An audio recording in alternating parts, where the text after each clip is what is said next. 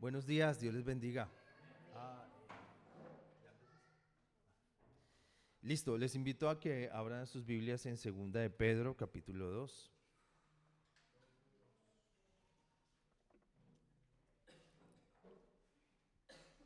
Bueno, y gracias, Patti, por dirigir la reunión de hoy. Muy bien, excelente.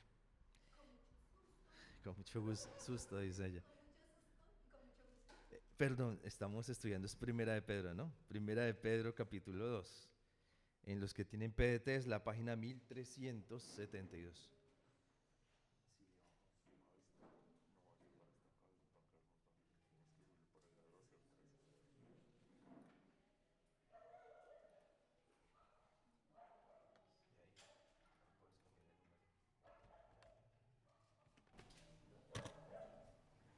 Sí. Bien, entonces dice la piedra viva y el pueblo santo. Dice, entonces no hagan ningún mal, no digan mentiras, no sean hipócritas, no sean envidiosos, ni se maldigan unos a otros. Sean como bebés recién nacidos y busquen con ansias la leche espiritual pura. Así podrán crecer y ser salvos, ya que han saboreado lo bueno que es el Señor. Entonces, bueno, el Señor nos ha permitido empezar a estudiar esta carta, ya hicimos todo el capítulo 1, ahora empezamos el capítulo 2, y en la famosísima versión Reina Valera dice la piedra angular, ¿sí? Que más adelante vamos a retomar esa palabra. Pero, tenemos que empezar en que este capítulo empieza siendo muy enfático en la santidad que debe estar presente en la vida de los hijos de Dios, ¿sí? Yo les he contado cómo algunas veces cuando estaba en Bogotá tuve la oportunidad de discipular jóvenes. Inclusive en las primeras etapas del discipulado algunos estaban fumando, ¿sí? Decían, ¿puedo prenderlo mientras hablamos de Jesús? Yo, sí, hágale, tranquilo. Pero también pude ver cómo Dios actuó en sus vidas y esos hábitos de pecado fueron siendo o se fueron transformando por la santidad del Señor. Recordemos esta esencia, el Señor nos ha salvado, ¿cierto? Pero el Señor también nos santifica. Y el asunto de la santidad es un asunto cooperativo. Por ejemplo, alguien en una finca pone una semilla, ¿cierto? Y abona, y, y riega, y cuida, pero el crecimiento lo da el Señor. Entonces, la voluntad del Señor para tu vida es la santidad, como creyente. Si has sido salvo, la voluntad del Señor para tu vida es la santidad. Y esa es la razón por la que el versículo 1 empieza como, ok, ¿tú quieres ser una piedra viva? Pues entonces desde el principio dices, pues no digas mentira, no seas hipócrita, no seas envidioso, no te maldigas con otros. Y de una vez dice cuál es la solución. ¿Y qué dice cuál es la solución? El versículo 2. Ansíen la leche espiritual pura. ¿Cómo lo hace quién? Un bebé, ¿cierto? El bebé no tiene control de sus emociones, ni siquiera tiene control de su cuerpo. Él desea su alimento. Y el apóstol escribe aquí, inspirado por el Espíritu Santo, que nuestro deseo por la palabra de Dios debe ser ese. ¿Sí? Los domingos es una bendición compartir con otras personas. Los domingos es una bendición cantar juntos, etcétera. Pero nuestro deseo más profundo es recibir una palabra de parte de Dios que transforme nuestras vidas. ¿Sí? Nuestro deseo es que, como lo proponemos semana tras semana, proponemos lecturas de la palabra, ¿cierto? Esta semana ha sido muy bonito leer el libro o la carta a los romanos, ¿cierto? Leer Romanos ha sido una bendición. Darnos cuentas de esa comparación Israel, los cristianos, y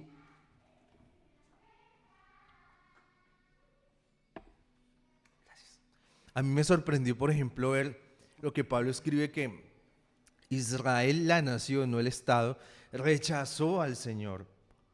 Y al rechazar al Señor, pues nos quedó esa bendición al resto del mundo. ¿Qué mayor bendición, dice el apóstol Pablo en Romanos, lo que leímos esta semana, cuando Israel sea restaurada y vea al Mesías? Cuando acepta a Jesús como el Salvador, pues si por su rechazo vino algo bueno a la tierra, imagínese por su aceptación que vendrá a la tierra. pues nada más y nada menos que el reino completo de Dios en la tierra.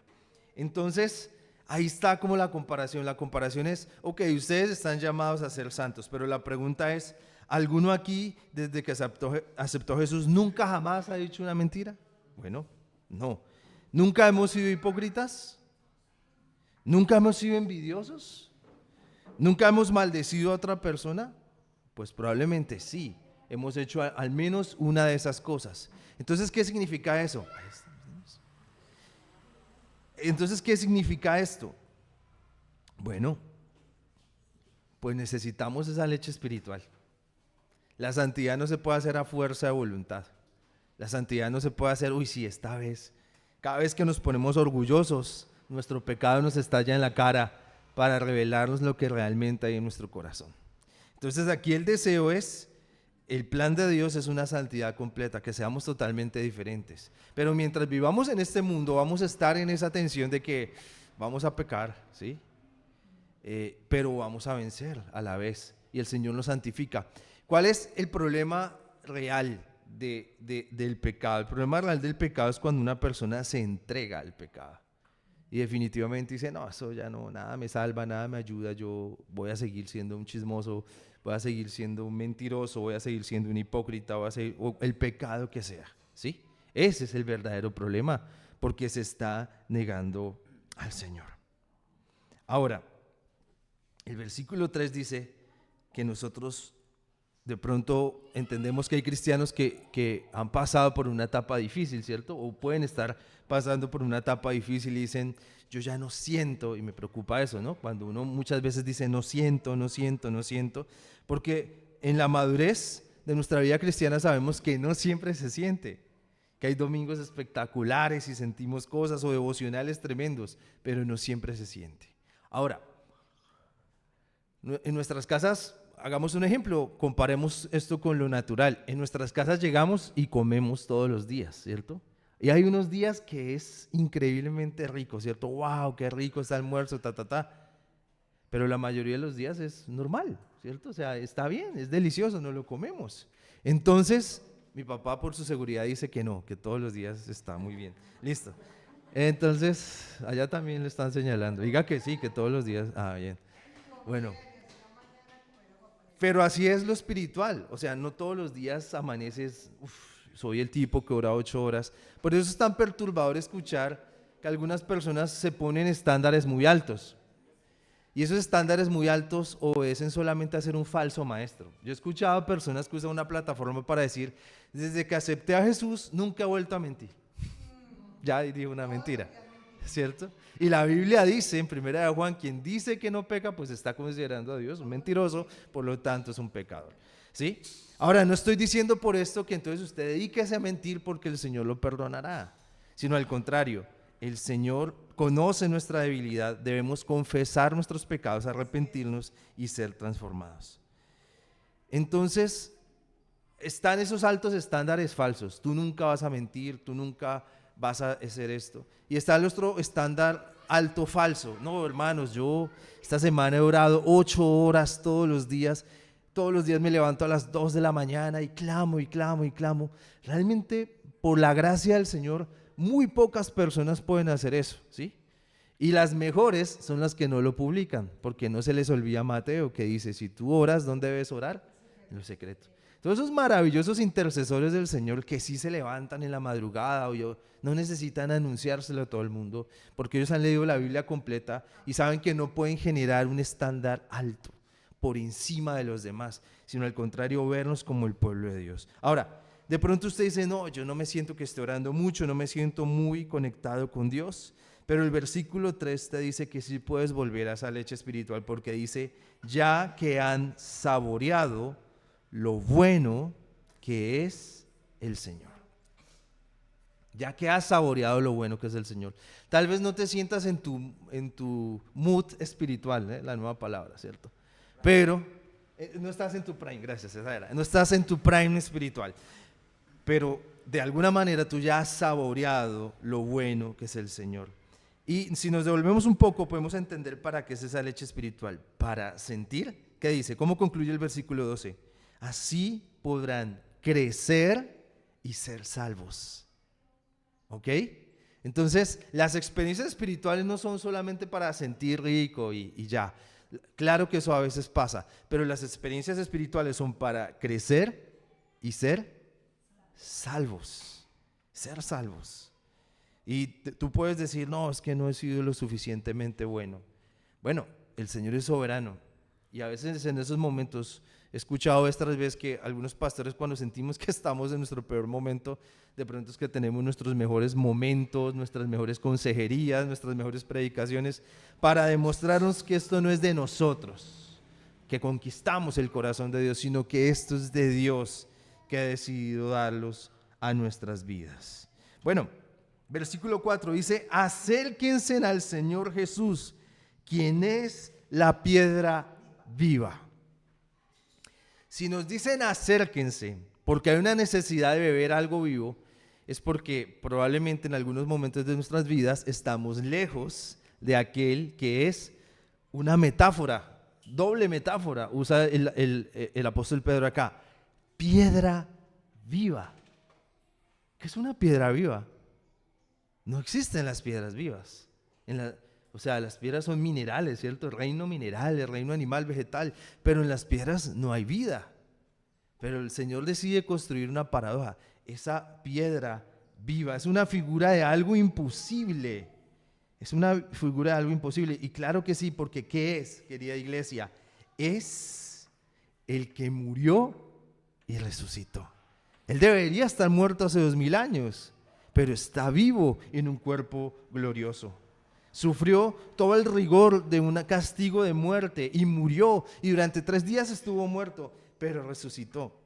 ¿Para qué es la resurrección? Claro, es el fundamento de la fe cristiana, pero tiene una aplicación práctica para nosotros.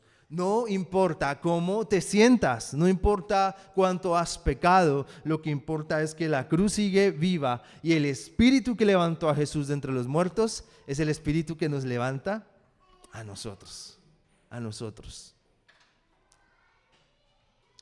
Hace 15 días, cuando tuve la oportunidad de orar por un joven que iba a partir con el Señor, yo lo único que pude ver en ese joven tiene una paz absoluta. Dije, así es como debería morir uno. O sea, con la certeza de que es el cielo. O sea, ya sabe que el siguiente paso es su encuentro con Jesús. Y creo que esa es la meta cristiana. Sin importar la etapa de vida donde está, sin importar el momento, decir, yo soy salvo porque me acerqué al Señor, soy salvo porque Él vivió por mí. Acercarse a Dios no es natural, lo natural es alejarnos de Dios. No es natural acercarse a Dios. Lo natural es, o sea, si me preguntas, lo natural es que yo pudiera tener ESPN o Disney Plus y ver todas las... Hoy, esta mañana hay 5 carreras de ciclismo en el mundo profesional. Eso es lo natural, ¿sí? O haberme levantado más temprano y coger mi bicicleta e ir por las montañas. Eso es lo natural. Lo natural no es, sí, vengamos un domingo a hablar 1 hora de la Biblia. Pero en Cristo, por el poder del Señor, podemos estar aquí. No porque tú quieres, no porque tú lo propusiste, porque el Señor lo permite. Aquí estamos. La piedra viva, rechazada por los hombres, pero elegida y de mucho valor ante Dios. ¿Cómo es? Rechazada por los hombres, pero elegida y de mucho valor ante Dios. Y quiero comunicarte, iglesia, que cuando tú eliges ser de Cristo, puedes ser rechazado por los hombres. Tus valores van a chocar, pero tus valores te van a hacer chocar con los de los demás hombres. Pero la certeza es que has sido elegido y de mucho valor para Dios. Ha sido elegido. Entonces a veces uno ponerse firme en un asunto significa abandonar una conversación. Significa tener que dejar un lugar. Y eso no le gusta a nadie, y ni siquiera a nosotros mismos. Y de pronto eso nadie lo aplaude. Pero el trabajar por tu santidad es algo que el Señor valora, porque dice que eres elegido y de mucho valor ante Dios. Continuamos con el versículo 5. Dice: ustedes también son como... Listo. ¿Las piedras vivas existen? ¿Las piedras vivas son algo natural? Pues así como la resurrección para nada es natural y el Señor fue levantado de los muertos, pues asimismo el Señor ha trabajado en nuestras vidas. No tiene mucho sentido que alguien que era completamente egoísta ahora sea generoso. Que alguien que era muy odioso ahora sea amoroso. Eso no tiene sentido, pero es lo que Dios hace. ¿Y con qué fin lo hace? Dios utiliza a las piedras vivas para construir un templo espiritual. Ok. Lo vimos hace, no sé, hace unas semanas. Qué terrible sería que Pati dijera, bueno, la reunión va hasta que se acabe la última canción porque el pastor decidió irse a darse una vuelta en la bicicleta y no alcanza a llegar, ¿cierto? Todo el mundo sería la única posibilidad que esta iglesia saliera en primera plana, ¿cierto? El pastor abandonó su puesto. Pero ¿qué pasa cuando Virgilio o Belisario no vienen a la iglesia? Eso no importa, porque es que es Virgilio y Belisario. No, Virgilio tiene unos dones liberales para bendecir a la iglesia y Belisario tiene unos dones conservadores para bendecir a la iglesia. Que todos estemos aquí presentes es una bendición. Por eso el estar aquí no solamente es sentarse y escucharme, porque eso lo pueden hacer en unas horas que José envíe el video, pero es la experiencia que vivimos yo veo que llegó alguien y se van corriendo y se van agrupando y se van hablando y usted cómo está y yo puse esta petición de oración. Esa es la experiencia de iglesia y lo que nos proponemos, por ejemplo, este miércoles en la reunión de hombres. Va a haber una persona que va a dar un tema, pero los demás vamos a participar. Nuestro ADN de que la experiencia bíblica es una experiencia de diálogo, es decir, de preguntas y respuestas, de aportes de todos, es algo que vivimos en la reunión de hombres y que este mes vamos a vivir también con las mujeres y en diferentes equipos. Eso es lo que queremos. Ahora continúa el versículo 5, ustedes sirven a Dios en ese templo como sacerdotes santos. Y por medio de Jesucristo, ustedes ofrecen sacrificios espirituales agradables a Dios. Esto es impresionante porque este no es un invento de Pedro, sino que si vamos a Éxodo capítulo 19, Éxodo 19,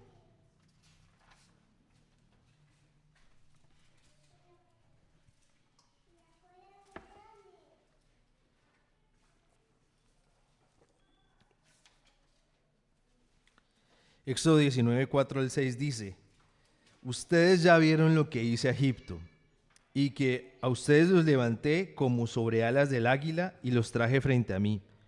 Ahora bien, si en verdad ustedes me escuchan y me obedecen, yo los trataré a ustedes como mi propiedad preferida. O sea, que si de veras cumplen mi pacto, aunque todos los pueblos del mundo me pertenecen, de entre todos ellos a ustedes los trataré como mi pueblo.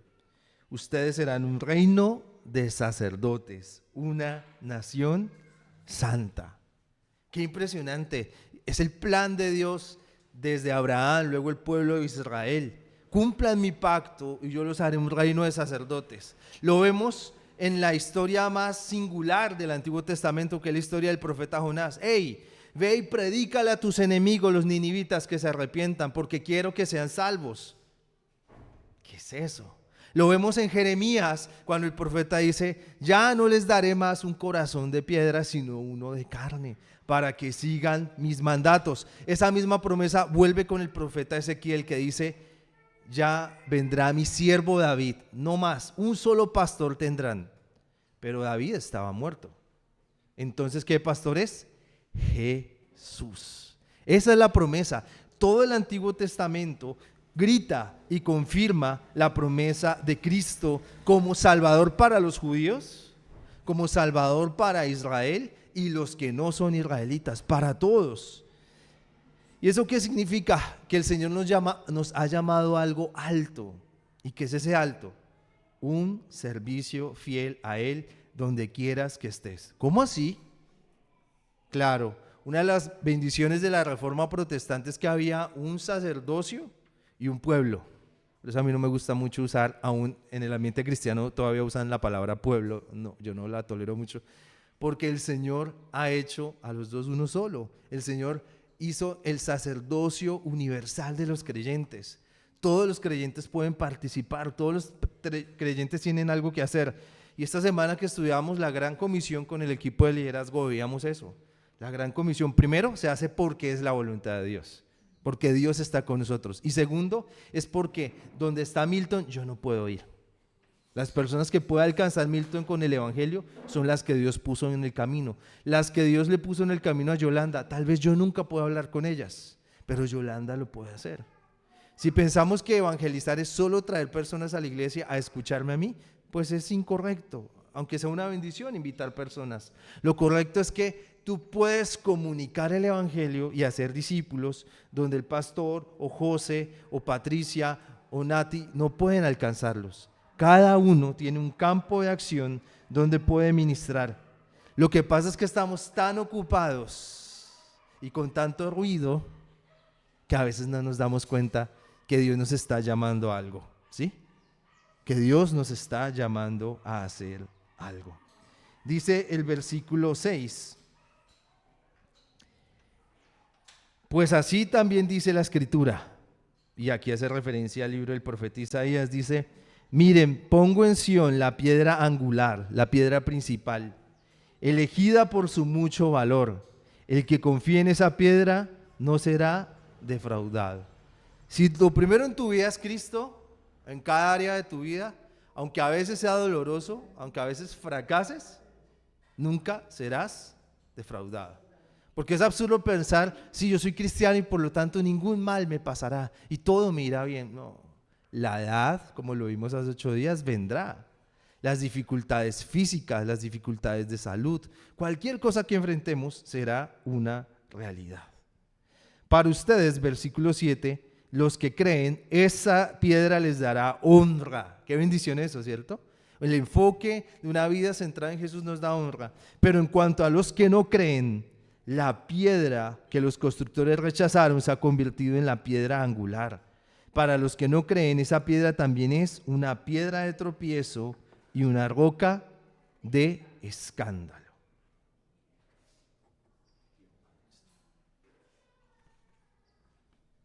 Y aquí viene algo muy fuerte. Porque así como si el Señor es tu prioridad y tomas decisión con base en el Señor, es una bendición, pues quiero decirte que en diferentes áreas de la vida, tú puedes estar desechando la piedra angular y construyendo con algo incorrecto. ¿Qué áreas son esas? Las áreas privadas, lo que nadie conoce. Lo que nadie conoce públicamente está lleno de Jesús o simplemente de tus deseos. ¿Cómo administras tu dinero? ¿Cómo manejas tu dinero? ¿Cómo te enseña la cultura o con egoísmo o realmente como Jesús da sus principios de vida? ¿Cómo son sus roles familiares? Como dice Efesios 5 y Primera de Pedro 3, o los manejas como te parece, como me ha servido. Y ahora un asunto que es muy fuerte y en el cual voy a tomar unos minutos de más, en el asunto político. En el asunto político hay como una moda que empezó hace muchos años en los Estados Unidos y está aquí también, de decir el partido de los cristianos o el candidato de los cristianos. Si usted no vota por tal, entonces usted no es cristiano. Quiero decirles que bíblicamente eso está equivocado. La iglesia no es de ningún partido político. Así algunos candidatos políticos vayan a tarimas de ciertas iglesias y los unjan y los oren. Porque no tenemos un candidato ni tenemos un partido de los cristianos. Ahora, ¿qué pasa si viene un hombre aquí a que lo oremos, del partido que sea? Yo lo oro y lo bendigo y le digo: el Señor hará su voluntad. Y le leería Daniel 4. El Señor sabe quién va a ser, pero yo no digo: véanlo, este es. ¿Qué pasa si viene el de izquierda? Lo oro. ¿Qué pasa si viene el de derecha? Lo oro.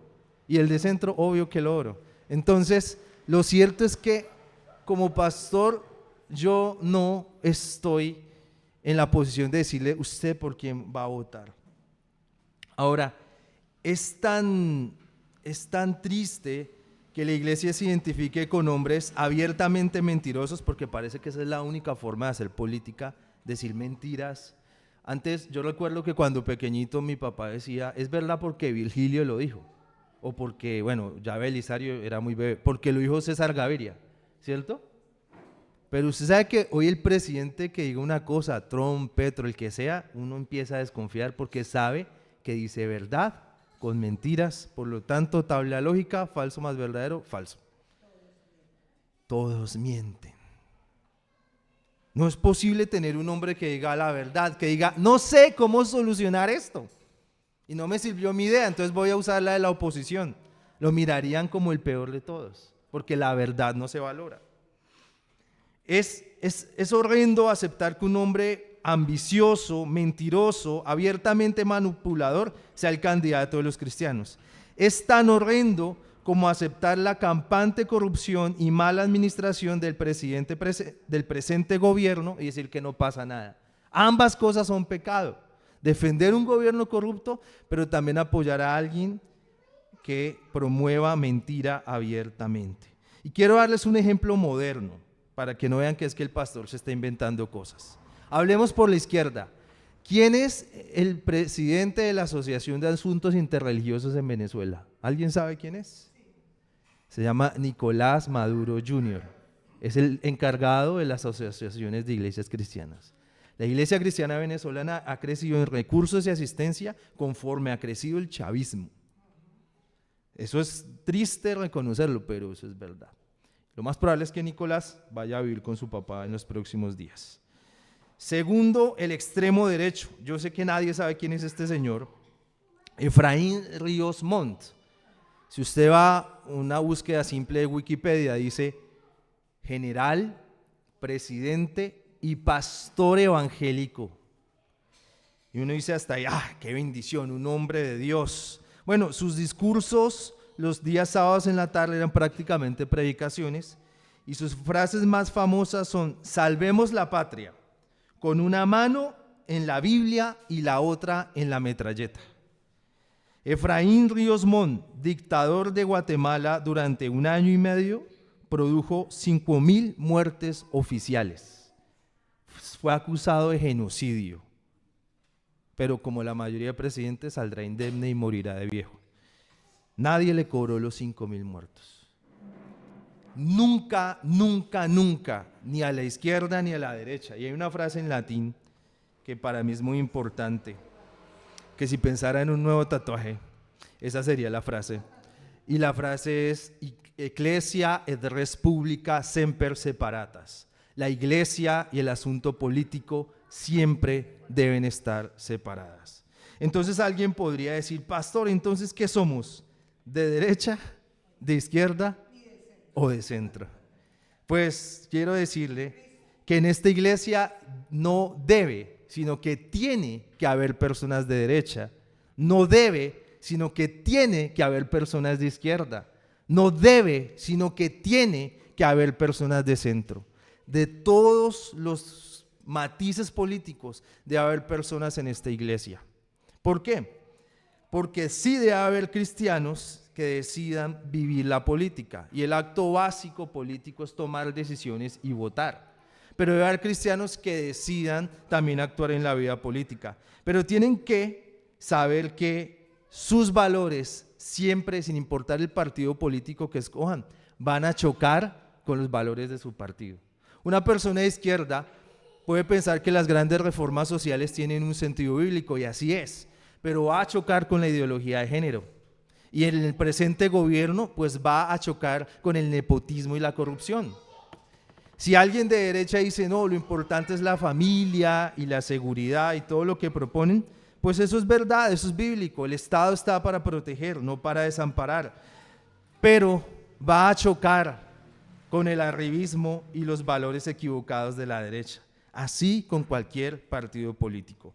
Quiero terminar esta parte haciéndole dos preguntas que son un indicador de que su corazón está en la roca viva que es Cristo o en su partido político, sin importar el que sea. Si tú en este momento te imaginas que el candidato que menos te gusta es el que se va a subir el 8 de agosto, ¿cómo te sientes? ¿Te genera ansiedad? ¿Te genera ira? Bueno, entonces eso es evidencia de que tu corazón no está en Cristo, sino está en esa persona. Segunda pregunta. Perdón, no solo tenía ese indicador. Lo otro es una afirmación. Elige un candidato, pero elígelo de forma informada, no emocionada. Si te dicen que una persona es cristiana, trata de averiguar si de verdad es cristiano, si de verdad hay un pastor que lo guíe, hace parte de una comunidad. Inclusive te pido a que te arriesgues a algo, a que le digas al Señor, ¿por qué no? Espíritu Santo, guíame a elegir correctamente. ¿Listo? Entonces, vamos a cerrar este punto. Debido al contexto, pues era muy importante mencionarlo. En esta iglesia debe haber gente de izquierda, de derecha y de centro. ¿Listo? Porque el Espíritu Santo es el único que permite el verdadero milagro de la diversidad. Así como hay jóvenes y adultos en una iglesia, asimismo debería haber personas de todos los matices políticos. Ahora, no importa cuál sea tu opción política, tus valores políticos siempre van a chocar con tus valores cristianos. Entonces, un político cristiano, supongamos, tiene una decisión y tiene que votar a favor del partido, no, tiene que votar a favor de sus propios valores. Es imposible que un político cristiano vote por el aborto, pero ha pasado. Entonces, iglesia, quiero cerrar esto y de verdad pido que el Señor les dé la sabiduría. Aquí yo no estoy haciendo un discurso para la derecha, el centro o la izquierda. Aquí estamos exponiendo un principio bíblico: Ecclesia ad res publica semper separatas. La iglesia, es bueno hablar en latín, próximo mensaje en latín. La iglesia y el Estado siempre separados. Tome decisiones porque el Espíritu Santo lo guíe, no porque sus emociones lo guíen. Ahora, todas las áreas, me extendí en el tema político, pero son todas las áreas: tu economía, tu sexualidad, tu matrimonio, tus roles familiares, todas tus áreas son dirigidas por Dios, o son parte de la roca angular o están separados de la roca angular. Si estás con la roca angular, mucho valor, pero si estás separado, ¿qué dice? Piedra de tropiezo, piedra de escándalo. Por eso muchas personas pretenden que la iglesia, una iglesia bíblica, tome una posición política, y si no la toman dicen, no, ustedes son tibios o son malos o no, nosotros somos bíblicos. Y lo que queremos es exponer la verdad de la palabra, porque cuando una iglesia hace eso, si la izquierda está en el poder y comete pecado, pues puede proféticamente denunciarlo, y si la derecha está en el poder, la iglesia puede denunciarlo proféticamente. Pero si se vendió a alguno de los dos, vendió su don profético, y eso no lo puede hacer la iglesia. Hace 5 años, cuando se hizo una reforma injusta, dijimos como iglesia, es una reforma injusta. Y hoy en día que tenemos un gobierno absolutamente corrupto, no podemos decir sin temor, es un gobierno totalmente corrupto, porque no le vendimos el alma a nadie. Ahora quiero que terminemos con la buena noticia, porque no vamos a caer en el mal de este tiempo, de que este asunto se nos vuelva la conversación de todos los días y nos inunde y Yo siempre llevaré el ejemplo de mi tío, un tío que está en la presencia del Señor y que hizo muchos negocios. A él no le importaba si era un gobierno de izquierda, de derecha, si bloqueaban las vías o si ampliaban una autopista.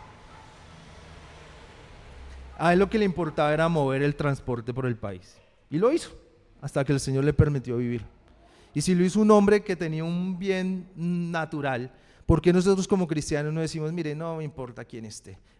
Hay más, iglesia, quiero que sepan una cosa: Dios ya sabe quién va a estar el 8 de agosto ahí. Por más que usted haga fuerza y vote y llore, o los demás hagan y digan mentiras en público, lo que sea, Dios ya decidió quién está ahí. Y esté quien esté el 8 de agosto ahí, mis negocios, nuestros negocios, sus negocios los vamos a trabajar duro, con excelencia, hacia adelante. Su familia, su matrimonio, adelante. No permita que esa conversación domine su vida. Ahora vamos a leer el versículo 9 y 10 para comunicar la mejor noticia posible. Pero ustedes son un pueblo elegido por Dios. ¿Ustedes son qué? Un pueblo elegido por Dios. Y eso lo ha dicho Dios durante este estudio de Primera de Pedro, ¿cierto? Una y otra vez. Ustedes son elegidos por Dios. ¿Quiénes son? Sacerdotes al servicio del Rey, una nación santa y un pueblo que pertenece. Ok, qué mejor noticia que esta. Qué mejor noticia que esta. Nosotros los seres humanos luchamos contra la aceptación. Ay, ¿será que sí me escucharon? ¿Por qué no me saludaron? Cuando usted sabe que es elegido por Dios, que es un sacerdote al servicio del Rey, que es una nación santa y hace parte de la gente que pertenece a Dios, ¿habrá algo que usted necesite? No. Un verdadero cristiano es alguien libre de esperar la aceptación de otros. Dice, Él los eligió. O usted está elegido, usted está elegido ¿para qué? Para pelearse con sus vecinos con política absurda. No, para anunciar las poderosas obras de aquel que los llamó a salir de la oscuridad para entrar en su luz maravillosa. ¿Usted es salvo? Amén. Qué bueno que usted, comunicando el evangelio, pueda ver cómo Dios salva a otras personas. ¿Puede haber un mayor milagro? O sea, ¿puede haber un negocio que sobrepase que Dios salvó a una persona? ¿Puede haber una reunión familiar que sobrepase que Cristo salvó a una persona? No. ¿Y sabe por qué? Porque ese milagro también se aplica a nosotros. Finalizamos en el versículo 10. Antes ustedes no eran ni siquiera gente, pero ahora son la gente de Dios, el pueblo de Dios. Ustedes no habían recibido compasión, pero ahora han recibido compasión de Dios. ¿Qué eres? Elegido por Dios. ¿Qué eres? Un siervo del Rey. ¿A quién perteneces? Perteneces a Dios. Antes no éramos, no, yo soy de Millonarios. No, pues qué gran cosa. No, yo soy de Bogotá. No, pues tremendo. Vea, me señalan aquí el pecado de este hombre. Yo soy americano, arrepiéntete. No, esas cosas no, diabólicas no. ¿Ahora qué somos? Yo creo que es un momento de liberación, empezó a temblar. ¿Listo? Ahora somos pueblo de Dios. ¿Listo? Ya usted no es los Torres, ¿cómo son ustedes? ¿Los Torres Puentes? No, Torres, Castillo. Por donde sea es ingeniería civil, ¿sí o no? Torres Castillo. No, ahora somos los Ballena Herrera, somos los Briceños, somos los Castro, somos los León. No. Nuestra identidad está en Cristo. No había recibido nada, pero ahora ¿qué tenemos? Compasión. ¿No había recibido qué? Nada. Antes el mundo nos invitaba a vivir compitiendo por amor. Haz esto, haz lo otro. Inclusive una versión diabólica. Los padres dan todo a sus hijos porque sus hijos en el futuro... ¿Qué? No, todo lo damos simplemente por amor, sin esperar nada a cambio. No habías recibido nada, pero hoy tenemos la compasión de Dios. Esa es la buena noticia, iglesia. Por eso Él es piedra angular, porque antes no éramos, pero ahora somos. Antes no teníamos nada, pero ahora recibimos la compasión de Dios. Yo le invito a que se ponga de pie y oremos. ¿Me permite leer una parte para corroborar? Dice, Dios dice, dejen de pelear y acepten que yo soy Dios. Yo gobierno a las naciones y controlo el mundo entero. El Señor Todopoderoso está con nosotros, el Dios de Jacob es nuestro refugio. Salmo 46, versículo 18. Dios tiene control de todo. Amén. Amén. Yo le invito a que se ponga de pie y oremos.